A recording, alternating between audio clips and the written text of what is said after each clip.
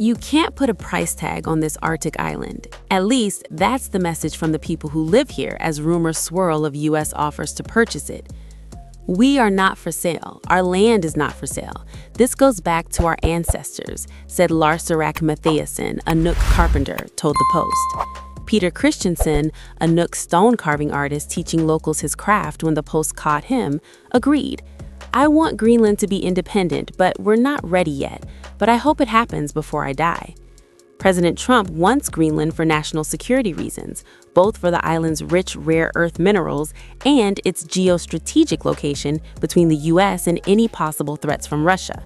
He also claims Moscow or Beijing will take over the island eventually if the U.S. doesn't take it by force or through money. Most residents told the Post they want freedom from Denmark, a longtime NATO ally of the U.S., and aren't thrilled about another occupation. Greenlandic parliamentary members Kuno Finker and Juno Bertelsen told the Post. Opinions diverge on when and how independence should happen, but the Greenlandic parliamentary members urged the Trump administration to buy into their quest for freedom, or else overtures could fall flat.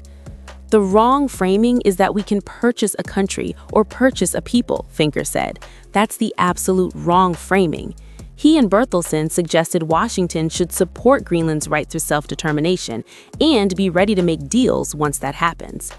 That could appeal to Greenlanders such as student Oliver Beck, who said the financial angle is key, but the vast majority of people would still refuse paychecks to become the 51st state. The Americans already have a space base here in Greenland, he said, while warming up with a cappuccino in a popular cafe. But it's actually Denmark that's earning money from renting out land and not us directly. Maybe it would be much better if we actually received that instead. Finker and Bertelsen, both members of Greenland's pro-independence party, Larserak, said Greenlanders' skepticism is justified, stressing that any deal with the United States must respect Greenland's legal right to independence under the 2009 Self-Rule Act. Under current law, Greenland must first negotiate with Denmark before opening direct talks with Washington on defense, security, or economic agreements, leaving the island in a tricky position. As Arctic competition heats up, Finker said any future relationship with Washington must come through sovereignty, not a price tag. We have self-rule, but the economic situation is very difficult, he said, noting that Denmark's block grant is indexed to Danish inflation, even though inflation is often higher in Greenland. The block grant is not sufficient.